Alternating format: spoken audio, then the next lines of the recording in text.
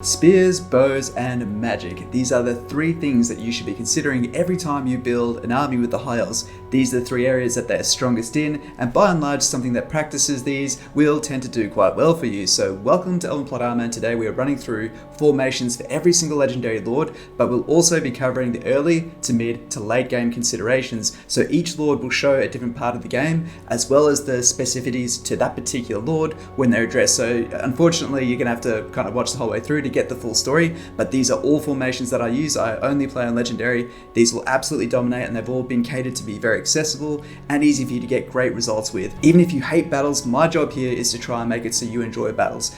A long time ago, I used to despise battles, not enjoy them at all, because I didn't feel I had control over them and couldn't really make informed decisions. And what I'm trying to do here is give you formations that give you some of that control back and allow you to react and have a bit of time to breathe. We've got one of these for the dwarves, another one for the High Elves, and they're both great because they're defensive armies. They have formations and they tend to react to what comes their way, which is nice because you have a defensive center and then you can react to what the enemy does. So let's get into it. So I'm just in here. We're going to go through each of the lords. You can check this out if you want. This is an old Tyrion stream. I've confederated the lords, which is why I'm here. We're going to go through each of the lord skill tree, why you should build the army that way, as well as a demo army for each lord, and each will represent a part in the game. So let's get into it. Let's first start with Tyrion, and we will be addressing low level early armies. Now first up, Tyrion is always the first High Elf you should learn how to play. He's excellent. He buffs, well, spears and bows. Really handy stuff. He has 50% less upkeep for these core units as his natural traits, and this also transfers over into Silver and Guard, the upgraded spearman variant. His faction gets -1 to recruitment time, which means you can even globally hire Silver and Guard in a single turn, which is incredibly good.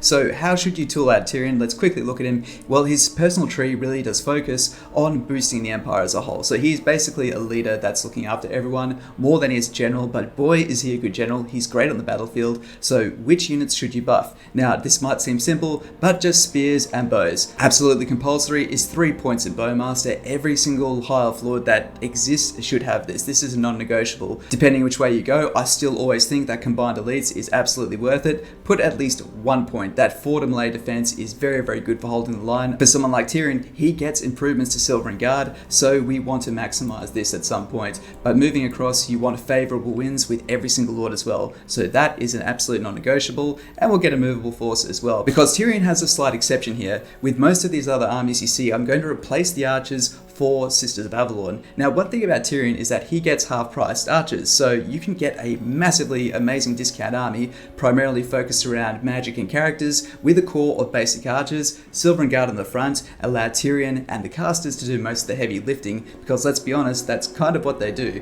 But this is an army that will have some trouble against some high level elite armies, but you're basically getting this army for a fraction of its cost. It can punch up, just have it accompany a second army in any invasion and have it almost there to support, and it is incredibly efficient economics wise. So that's one thing I'll explain. So let's look into his starting army. Welcome to the battlefield at sunny Ulthuan, and we are going to show you now. This is very accessible. It will just see you through anything during long streams. I absolutely do use this. You're going to notice there's probably an extra spearman in here if you've seen my older formation videos. The reason is the Warhammer 3 meta is reduced all ranged units by about 10% and made the melee just bite a little bit more. So you need to be more accustomed to the fact that you can't stop as much with your arrows as you used to, as well as you need more stopping power with your shields.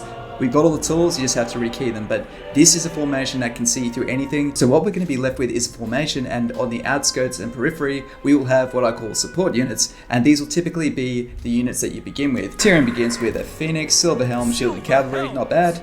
Lothran Sea Guard, as well as a basic spear and archer. Now we're going to keep these in here because they are too good to give up early. You can quickly build the noble building anywhere, it's only tier 2, and knock the building down afterwards if it's using up space, but it's always worth getting a noble for replenishment and a front line holder, because offensive infantry are a definite weakness of High Elves, and these guys are pretty good brawlers. Now, first step, get all of your archers into just slightly wider than they are long.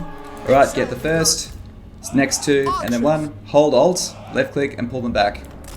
Now grab another 2, and you now have 2 hollow diamonds. Now this one here, you get a number 4. This one, number 5. Alright, 4 and 5. So this is the Elven Plot Armor double hollow diamond formation, okay? Now when you hold this, get number 4, move it slightly away. and we're going to just very slightly move these guys a bit further apart. Now the reason we do this is if a unit engages one of these guys, if they're close like this, a unit can tie both of those guys up. Not good. You want them to be further enough away that they support each other but don't get tied up by a single unit, right? Okay, so left, right diamond. Now get these guys here, move them a bit further back. If you have a shorter range army, you can put this one up the front here, in between, but we've got the range advantage. We're just going to sit back here. Longer line here-ish. And now we have our Lothern Sea Guard. We're going to put these back here on the flank. Now you're probably wondering, why would I put my best unit back here? Well, the thing is, these guys are most likely to be flanked around this side. They're not going to go front on, we can protect that.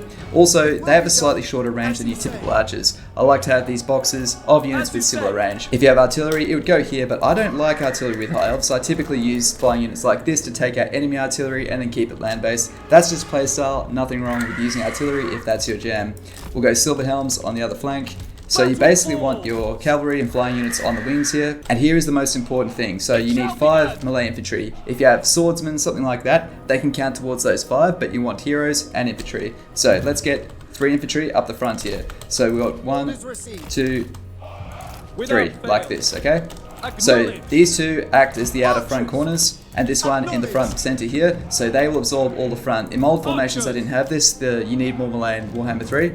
And last of all, we're going to put 2 more units down, sorry, he should go here, and we're going to put our last 2 units here and here. So as you see here, we've actually drawn a nice square box about this, and what this allows us to do, if they come to flank, we just stretch these guys out this way. If they come to flank this way, if we tie them all up at the front, then these guys can come around and smash them at the front, right? So this gives us plenty of options to react, and the rear of your formation is never ever exposed. So these are your reserves. If you start with either swordsmen and stuff like that, they should probably go in here in this reserve, or just fulfill this role here. Heroes up the front, absolutely vital. These guys can tie up entire units. I'm going to number them number 1 and number 2. I usually have my Lord number 1 and my Caster number 2 because you want to quickly revert between those two. That's where your micro should go. They have the artillery advantage, so we will need to react with our Phoenix over here to fly over and intercept it. So we can hold Alt and Control to tilt the whole formation and like this. So because he's got the range advantage with his artillery, we're going to have to be the ones that move up ahead. But let's start this up. So let's hold Alt and left click. And let's move up to about here. So notice I'm holding spacebar, I can see the max range. Look at their range. Their crossbows have a much lower range than ours. So we can use that to our advantage. I'm not going to rush ahead with my silver helms. Rushing ahead with cavalry can be a really stupid idea. Keep your eyes on them. But over here, these guys can dodge ammo and all that good stuff, okay? So what we're going to do is we're going to move up in formation. Don't just draw everyone up and just make a big mess of it. Watch this, see how we're going to try to stand just outside them. So this is if you have a range advantage with missiles. Alright, we have our Lord here. They're going to maybe start shooting at us. Let's wait for their archers to come into range of our archers. So they'll just start firing at will. That's fine. That's all fine. Now they've left their artillery undefended. So turn guard mode off with this Phoenix and send him straight in there. Okay, so these guys are all in range. Let's target this group of archers. You guys target this group of archers. Okay?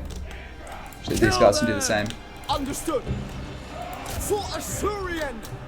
Okay, so now it looks like they're not going to flank us too badly. So these guys, we're going to draw that line out there. Tyrion, tying these guys up. These guys can tie them up there. See how we're reacting to them? And now their back is pinned towards these guys. You guys can focus on them. We've just broken one lot of silver of dark shards there. We're now going to do the same here. These guys have just broken one unit there. So always target range units. Range units are always the priority.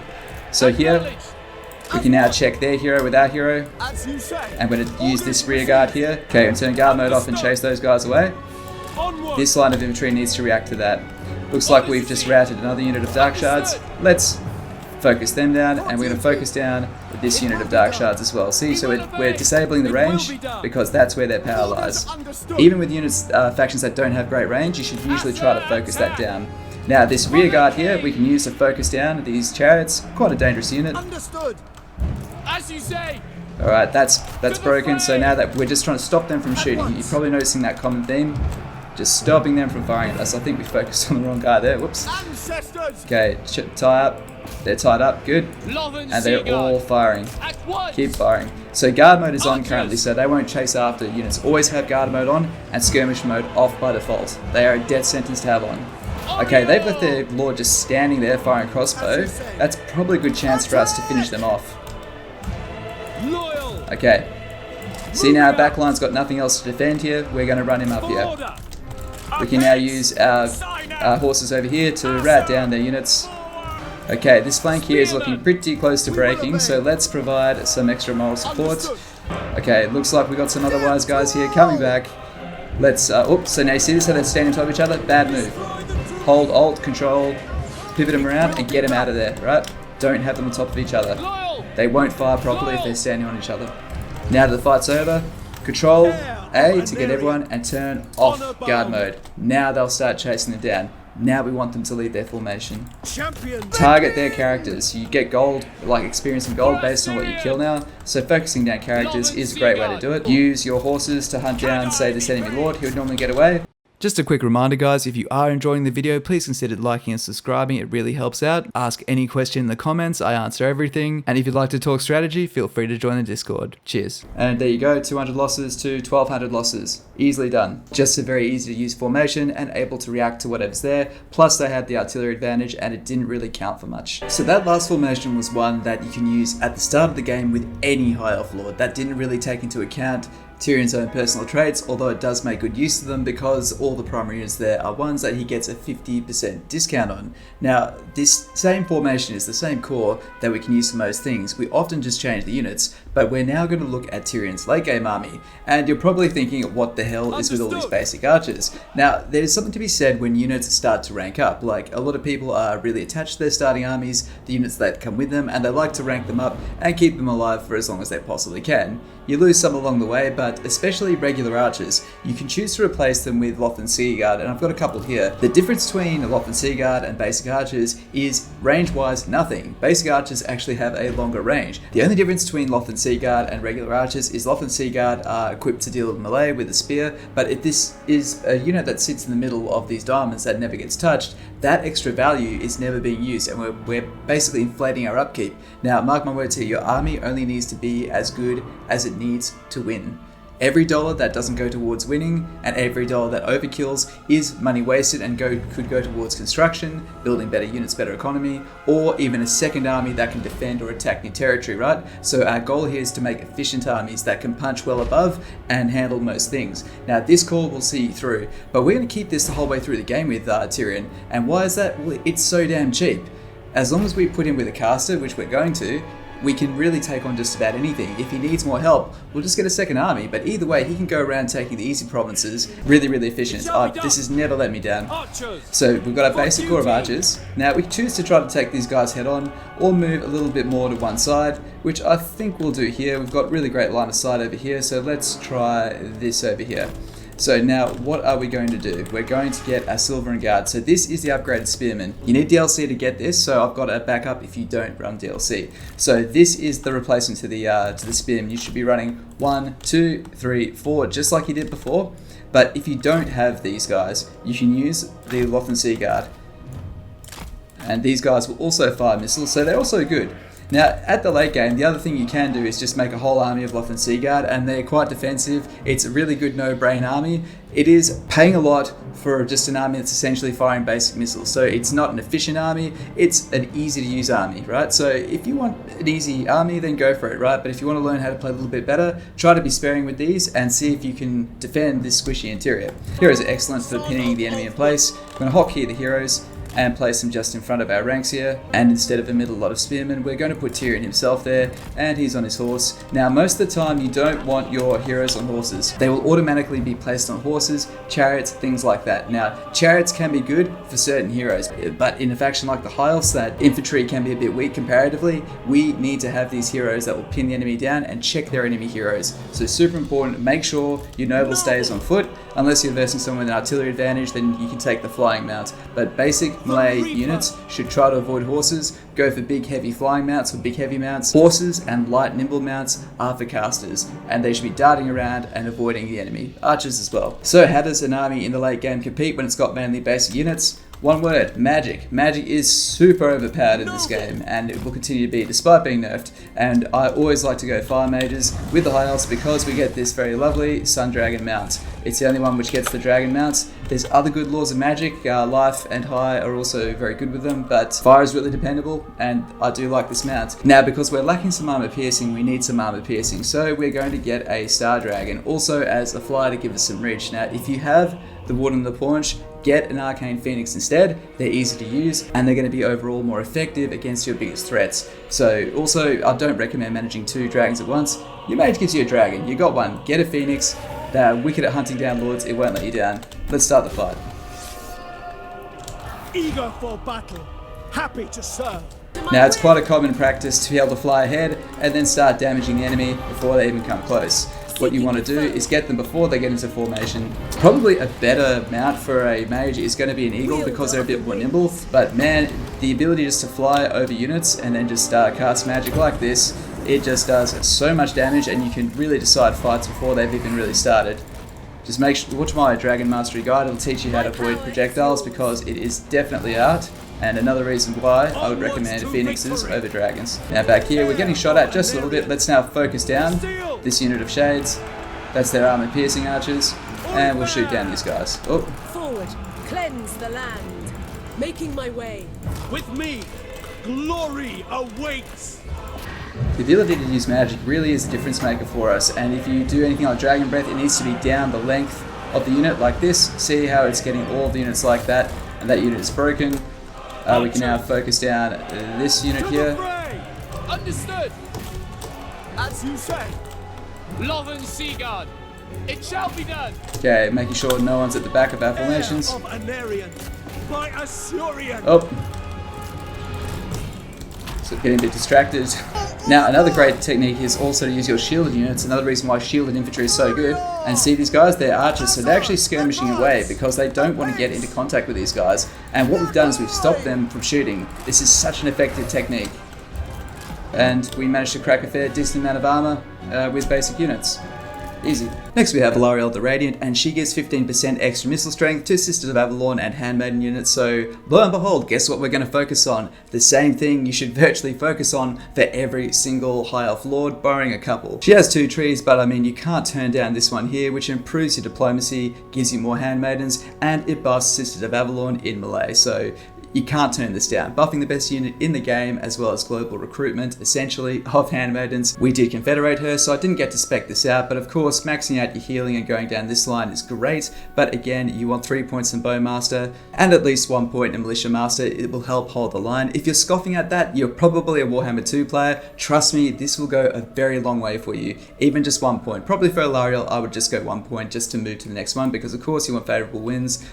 On the battlefield with Alarielle, and now we're going straight to a late game formation. It's the same thing as you saw last time. You start off with basic archers, corners of basic spears with one in the middle, and then you just simply, mid-game, as soon as you get to tier 3 and you got some money, replace those spears with silver and guard. This will ensure that that front line and those flanks can hold, and those basic archers can get more experience, and they'll do the damage whilst these guys hold the enemy still. Now this is my preferred late game army with every single High Elf Lord, but she makes this one even better. Alarielle gives massive bonuses to Sisters of Avalon as well as the Handmaidens, and normally I would always have a Lore Master of Hoeth because they have Earthblood. So Earthblood is the best way to get healing on there. Some people like to take a Life Mage, and I don't really like to do that because you can get the Dragon Mount with the Fire Mage and just get a Lore Master of Hoeth to do the healing. Here's the thing.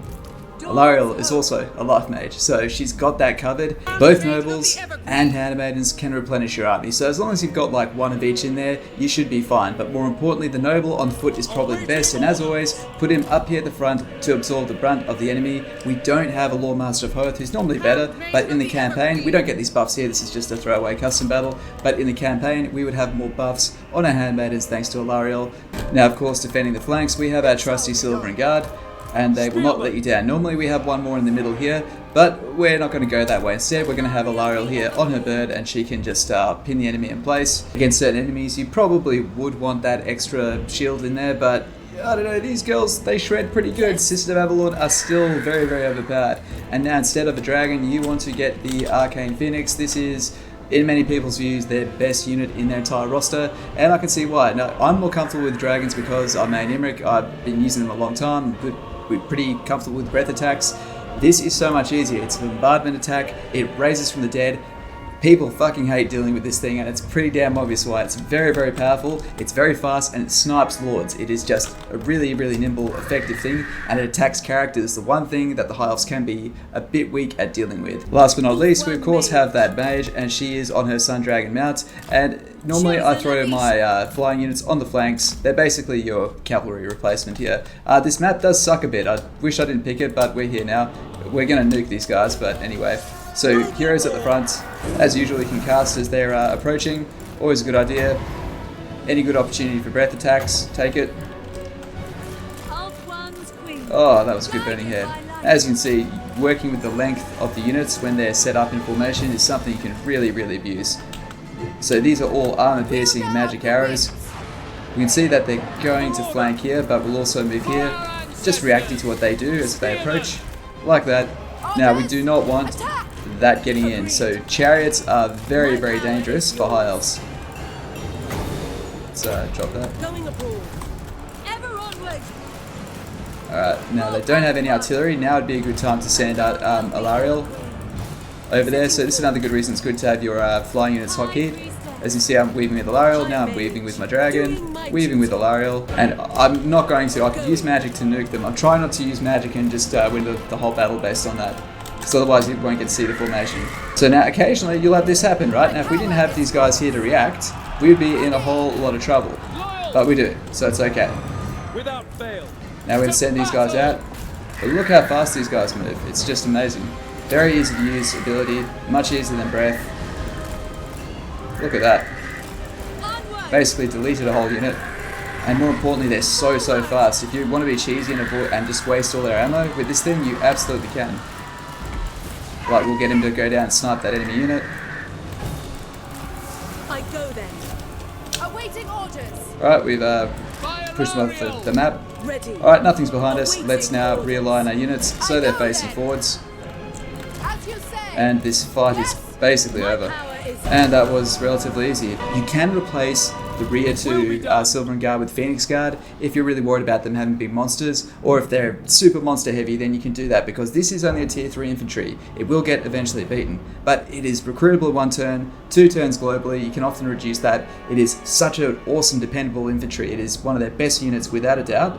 It will always overperform what it should, and it will hold the enemy in place, and that's what High Elf Infantry need to do. Moving on to the High Lore Master Teclis, this is another stream save, you can check it out if you like, but his biggest advantage is he gets to field mages. Lots of mages, but he's very, very dependent on his magical items, so don't forget that. The ability to recruit mages from anywhere comes from items. Just try to rush these items as quickly as you can, and he'll be just a one-man wrecking ball. Now, how should you spec him out? Quite honestly, the same as any other low-level army. I mean, look at what we've got here. This is actually pretty indicative of what I would actually bring in a staple Teclis army for coming up around turn 50. The archers are great, they're leveled up. We've got Silver and Guard that have replaced the front line, and these Lore Masters of Hoth, well, we started with these. They are perfectly serviceable. They'll be back in that reserve line. We've done a great job of keeping these units alive. I probably hide these. I like to have at least 1 unit of cavalry. It's fun and gives you some extra reach, and this starting bolt thrower we've kept with us. As you can see, we spec'd him out in quite a sensible way. These points to boost spearmen will also bolster the Silver and Guard. You can maybe do 1 point in this first because that extra melee defense will help hold,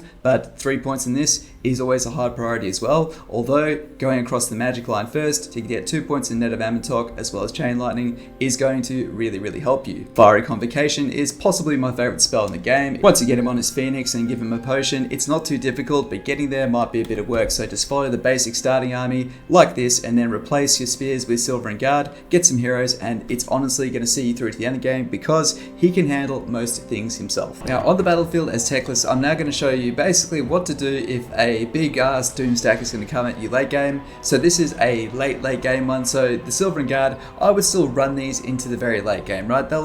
you can run a couple of armies that were built the way that I showed before, with primarily that core of about 11 Sister of Avalon, and then some heroes and some Silver Guard to lower the cost all round. Now, this is what you do only if you're versing a lot of really big stuff. Now, I've got one unit of Swordmaster of Hoth, which I would normally never take, but Teclis starts with one, and god damn it, I will try to keep those guys alive, and we're going to need to keep a lot of distance between these two, because if we get too close, they're going to break through this line, and everyone's just going to get bowled around, so we obviously don't want that.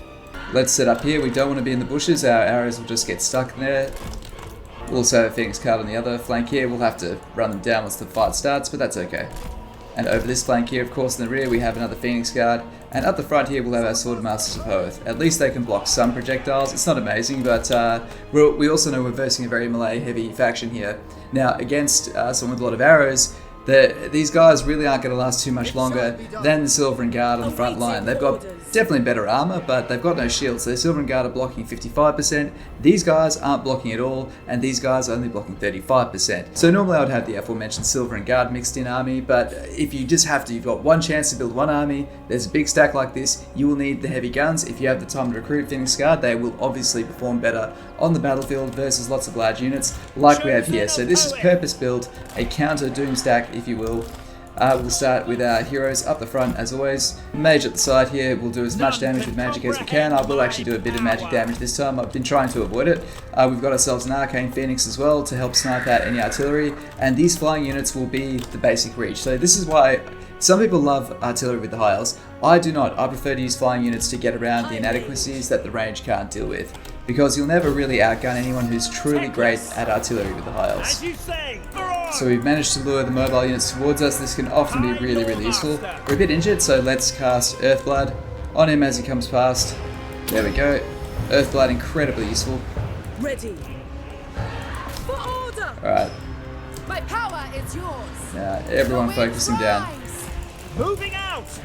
You're flying in a straight line. I know the way. Nice predictable line for the archers, and that is their lord down. That is a huge win for us. Okay, let's check our flanks. Here we go. This is why you always need to be aware. Right. Move our units up and up. Move our units up. Well. Stop! I will obliterate them. Okay, we've got a Dragon Ogre. Oh, we have a Bloodthirster coming in.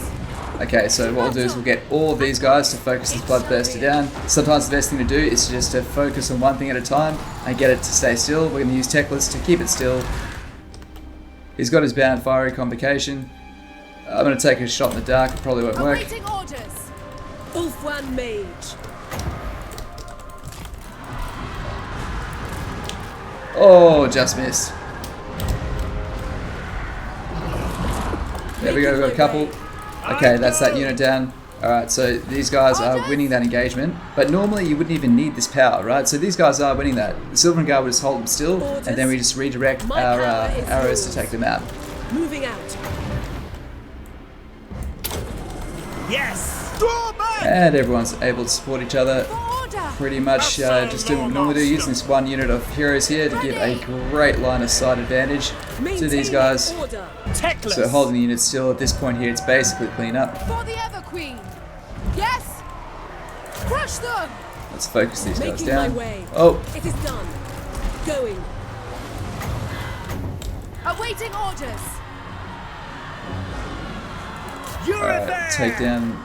And easily done. And once the fight is over, this is the group hug. Get all of your characters, all the wounded ones together. You can hold Alt once you've selected Earthblood, and then drop it here where we know we'll get all 3 units, and all 3 will heal up, and you can finish the fight with even more life than when you started. Very powerful. By the way, we could have dealt with that with the Silver Guard. The Silver Guard could have easily done that, but the problem is that we would have lost a lot of them. And next we have Alith Anar, and the thing about Alith Anar is because he's so different and functions differently and buffs unusual units, we end up having a very non-staple high elf army where it's not about being defensive, it's about skirmishing. So we're at turn 38 here, so what kind of army would we be carrying with Alith Anar? Well, it's probably similar to what you think. Now, most of the time I'm typically against spammy armies. Like, I think that they're usually either overpriced or they just give you a massive exposure. There's a few cases where having these armies that are basically a crack core small unit that's meant to go around doing all the heavy lifting, it can kind of work, and this is one of those units. Now, how does he get these benefits? Well, on the campaign map, he mainly revolves around assassinations and some extra movement, but he also gets -1 global recruitment if you do choose his faction, and also you won't be able to build Shadow Walker units. So if you ever confederate him and he has these, hold on to them for dear life, because once they're gone, you cannot get them unless you actually started as his faction. Buffing up Alith, he gets Bowmaster, which will also buff up the main units that we're using. So after this, you really can just focus on getting extra recruitment slots, which you probably will want, as well as his unique line, which is absolutely excellent, buffing Shadow Warriors and Shadow Walkers even more. And more importantly, you can also increase his own defense, and every single army faction wide can get a buff to missile strength. But hold off on this if you do want to start making relations with the High Elves. You don't usually need this that early on. This will help those Shadow Warriors and Shadow Walkers stay relevant as armor comes on, because their armor piercing isn't that good, but you'd be surprised. We're still dominating. This army will last us a very long time. And normally I don't like Shadow Magic with High Elves, but this is one exception I would certainly make. Just while we're here as well, guys, the very first research you should always get with High Elves is Archery Prowess. No ifs, buts, or maybe. Get that, then get Spear Wall, and then get militia training, which also increases the rank on spearmen and archers. Everything early should be focusing on spearmen and archers. Once you get to rank 2 research by building a mage tower, make sure you get precise fletchings, increase your missile strength and ammo, and of course light armor. And on the battlefield, we can see we've got the signature 2 hollow boxes. Now keep in mind, we'll be a lot more aggressive and moving around with this army, so this is not a static formation, but I'm going to show you how roughly the same sort of concepts can apply here. So we've got one box here, the other box here. Just make sure that you don't shoot something too far away, and this back unit walks over. You might need to just get this guy, hold Alt and move him, just get him to stay still to stop walking on top of his mates. So we've got 2 boxes here, and we're going to bring, of course, a backline here. So this is just all of our Shadow Warriors. Now the unique unit that he gets are called Shadow Walkers, and they're better in melee. They do poison attacks. They're good to have, but they take 2 turns to recruit. So do you want a whole stack early? The answer is probably not, because this will slow you down having to hire all of these units. So instead, aim to get, say, 3 to start off with. When you get the chance, get another one, but you'll need to do this around your capital. So try to take a bit, come back, hire another, take a bit, come back and hire. All you really need is 5. Later game, sure, just get the whole stack filled with them if you really so want, or even get Sisters of Avalon. This might not address everything throughout the campaign. What we'll do now is we've got our main formation here. Let's now, instead of our melee infantry, we're going to do this. We're going to use Shadow Walker, Shadow Walker, this should look very familiar, Shadow Walker, and Shadow Walker. I'm trying to keep this as sort of as constant to make it as obvious as possible how you can actually react to different armies. Now what will be important here is highlighting the whole core of it and holding Alt and moving everything up in unison. Now we can actually start right on the line here, because most of these things have Vanguard deployment, but we're not going to just yet because we've got a lot of trees here. It's going to inhibit us. So let's first of all deploy away from these trees, because that's not where we hold the advantage. We'll hold the advantage around here. Plus we've also got something to protect our flank there. So that looks really good actually. Let's set up here. Use the terrain to our advantage. Alright, we've also got these horses here. Now sometimes all you want these to do is to harass and peel off some units. So we're going to turn them onto skirmish mode. They're going to start firing at these wolves and they'll just start running away. That will peel away this group of units probably. They'll want to hunt these guys down. Everyone else here is kind of stealth, so let's put Alith up the front of the formation just like we normally do, and then also up next to him when he can get up there we'll have the noble. Last of all we have an eagle. We'll use this to do our exploring and our baiting. Now you've got the skirmish mode button down here. Always have it off by default, but turn it on if you think you'll need it. So we'll get them to attack them, but they've got skirmish mode on and they can fire while moving. Let's fly this eagle up ahead. And let's move up a little bit, but we want to keep this flank protector here. So we have a lot more flexibility because we can move and shoot at the same time. Let's move our hero up ahead. And we're just going to let these guys kind of shoot the way that they want to start off with. We don't have a super dangerous threat. You know what we kind of do here? Right here we do. Let's hunt this down. Bird's getting shot, and these guys are not running away, but... Okay, so just watching our flank here. Alright, Alith getting attacked, not good. So I get distracted talking to the camera while I do this. Let's focus this unit here down, free him up, get him out of there. Okay, so that's the trolls down, they're broken. Let's focus down here. And you know what, I'll even set my eagle into those marauder horsemen. and turn guard mode off so they keep chasing them, and we'll get them to take off in a minute. Let's free up these units that are stuck in melee. We've got chariots there, dangerous unit. Let's focus that down. So we're focusing down what's dangerous. Focus down the trolls. I could have gone against really easy armies to show the formations working, but that'd be a bit disingenuous.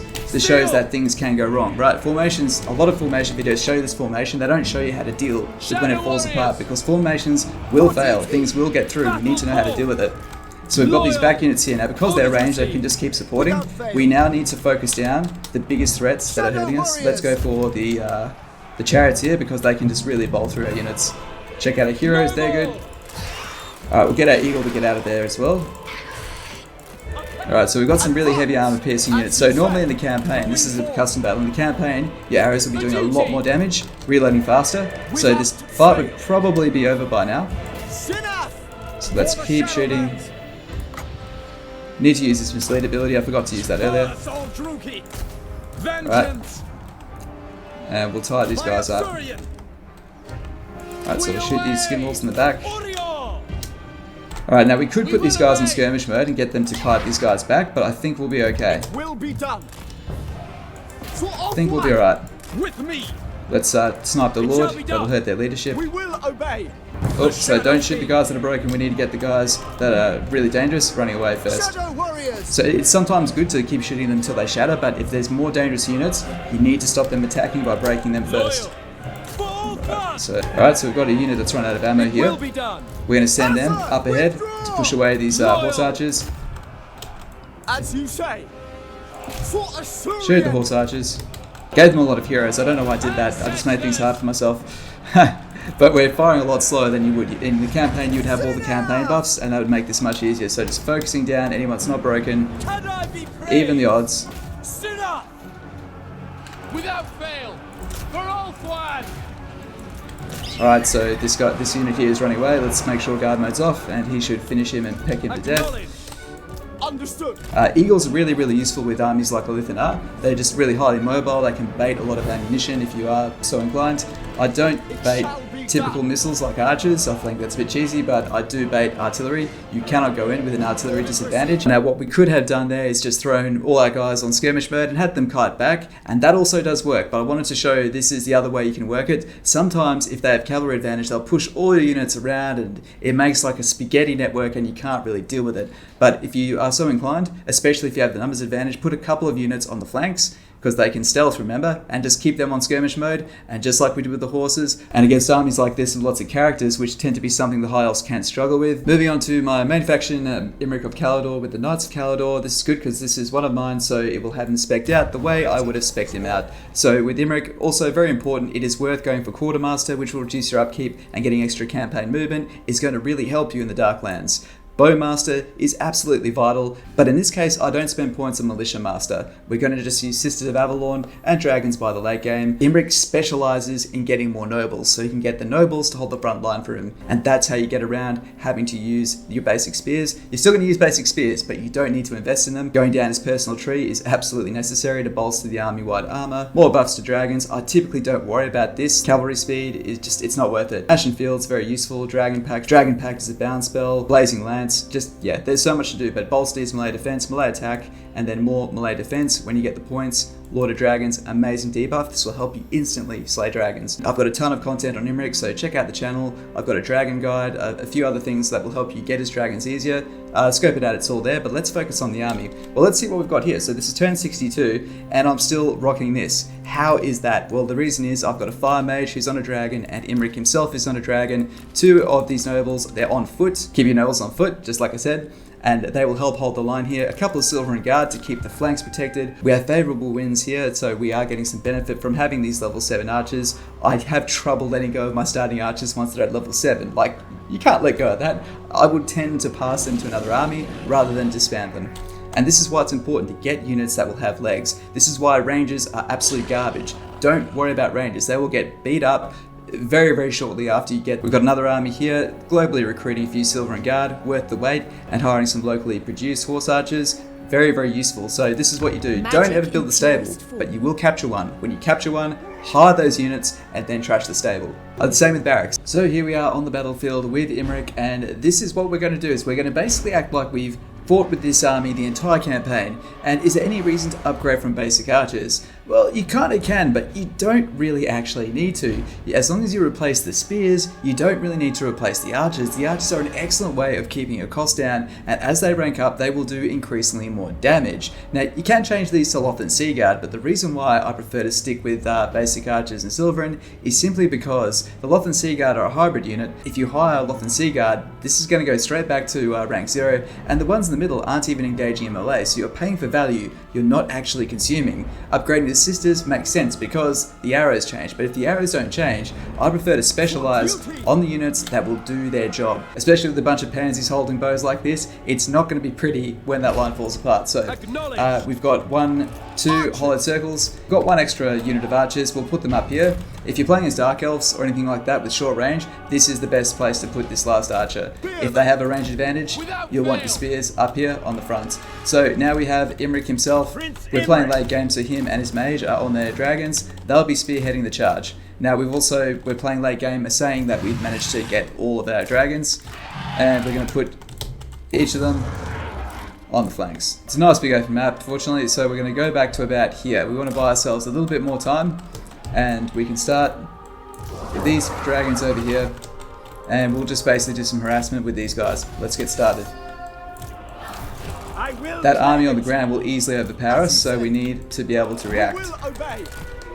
So now what I've done is I've also hotkeyed all of my dragons, so I can 1, 2, 3, and this is a really good way of managing your breath attacks. Now this is difficult, by the way. This is super advanced, managing this many flyers. I don't recommend doing it, but you're probably going to do it, not listen to me anyway. Dragon stacks aren't really worth doing. To be completely honest, the most competitive thing to do is to actually keep these guys in reserve and pull them out and have them dive down and smash an army when you sort of need one in a crisis. But if you are going to have them follow Imrik, this is the way to go.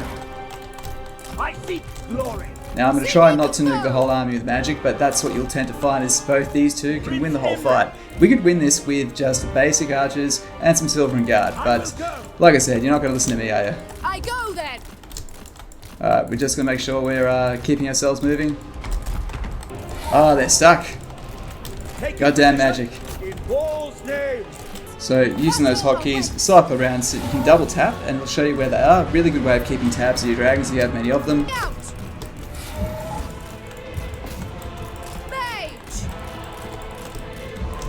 If you're getting pinned down, just make sure that you get back off the ground.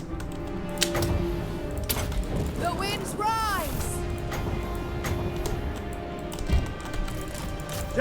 And if they have nasty range units like this, we put a fair few range units in here so this wasn't just a complete walkover. Alright, if you're getting beat up on the ground, that's your cue to get out of here. Up you are! Bend to my will! Dragon Prince! Just make sure you don't forget about your main army back here, like I did. Not very smart. So if you guys are all in the air, just double tap all of them, make sure they're all using their breath attacks. So he's burning them. This guy can burn them. So there's a fair bit of micro in terms of moving around if you do go dragon heavy, but I thought I'd just give you guys a build, but you don't need to invest in the rest of the army.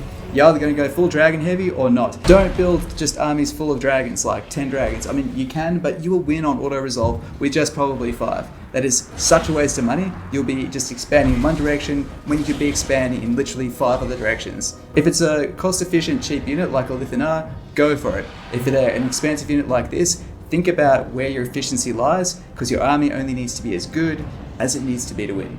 So remember that. Next we have Eltharion the Grim, and he does a great job of bolstering spear infantry. And whilst this doesn't sound like much to start with, this 8 melee defense stacks with everything else he has here. So yes, getting points in Militia Master will get you some value. Again, this is spec'd out by the AI, don't do it this way. You should be absolutely focusing on getting this as soon as possible. Eltharion's units can be quite expensive, so I think Quartermaster isn't a bad way to go either. And his fast spanning campaign means he can also make extra use of that extra 5% movement range and further upkeep reduction. So this is a pretty good way to go, but with Eltharion, you've got some really good magic choices. Now, you should always get Hand of Glory, normally a terrible spell. With Eltharion, it is awesome. You can overcast it for about 2 wins of magic, cast it on your sentinels, they will just let rip. We'll show you in the demo. Don't overinvest in your magic, go Shield, Hand of Glory, Soul Quench, Fiery Convocation, and Reserves to get Arcane Conduit, then just leave the magic alone, right? His personal tree is unbelievably good. Being able to raise defenses quicker is awesome. He gets unlimited ammo with his archers. I mean, there's not too much else I can say. Just make sure you always improve the Mystwalker unit stats. Very worth it. So it's not always worth putting Mystwalkers in other armies, but they should be the focus of Eltharion's army, and the only non-Mystwalker units that should be there are Heroes and Silver and Guard. And on the battlefield with Eltharion, we have our tried and true 2 diamonds, 1 on the left, 1 on the right, and then 3 units down the back to support fire for them.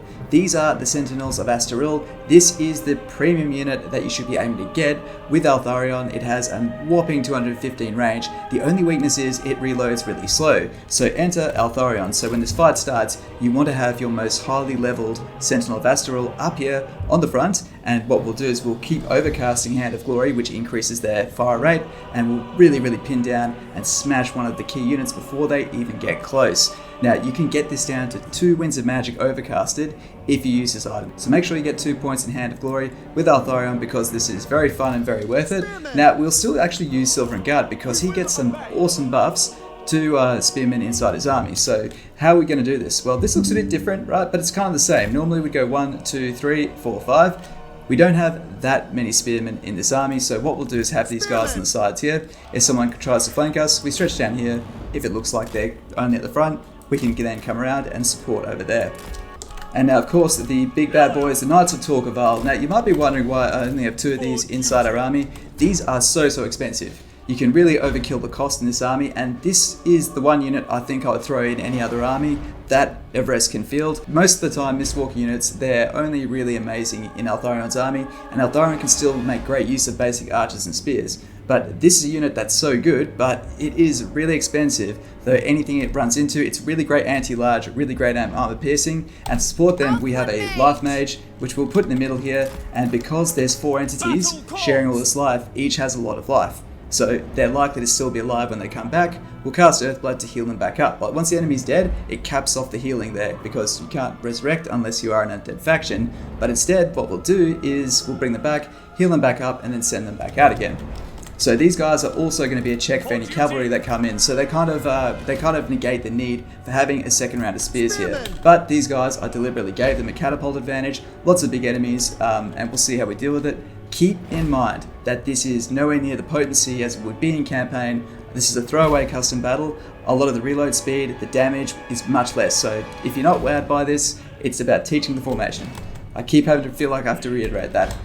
Alright, let's do it. Got Eltharion on a flyer, so we can use him to fly ahead and potentially bait out some shots from their artillery. Like I said, I don't mind wasting enemy artillery because it's just a death sentence. And what we'll do is we can send one of our units of Torqueval up here. And we'll send the other one up around here. Looks like they've got their boys. We can win that engagement, so let's jump in and take care of them. Alright, Hand of Glory, Overcast.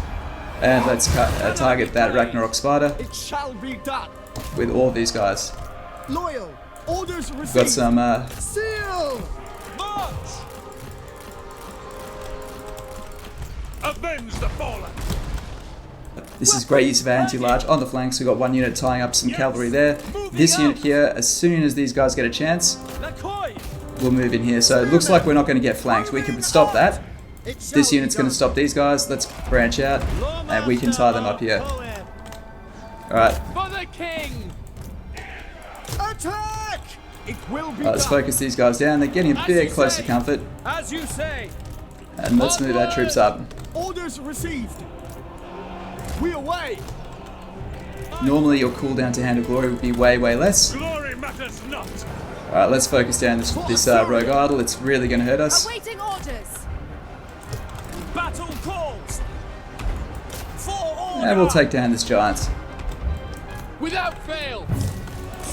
So the fun thing about this army is you actually go out hunting big beasts with these slayers, and they're awesome. These Knights on Griffins, one of the most badass units the High Elves get, without a doubt. Very popular for a very good reason. Eltharion. Cool. Alright, let's overcast on this guy, and we'll target, say, this rogue idol. You should start shooting before you cast that, by the way. Orders received. Eltharion. You also have some fun with fiery convocation like this. Just make sure you can get this on moving targets, and it's a lot of fun when you do. It takes some practice, don't try it. Wait till you find engaged units and then use fiery convocation. It's very expensive, make sure it's worth your while. Spearmen. Claim vengeance. These guys look like they're getting a bit close to our units, so instead we'll send Eltharion down to pin them in place. Alright, let's take out their archers. Don't really want them having that range advantage. Hand of Glory on these guys again, pretending that they're like our strongest unit. Or wherever you can. It will cost you no wins of magic in the actual campaign. Make sure 2 points in that, get its quest items, and it will sort itself out. And that was against a lot of relatively heavy units, and we took virtually no losses. So, yeah, easy. And wait, here we are. This is what you do, guys. See how the cap here is pretty high still? So what we'll do is we'll get her and this unit, and we'll heal them up. So group hug, just like we said before. All about that group hug.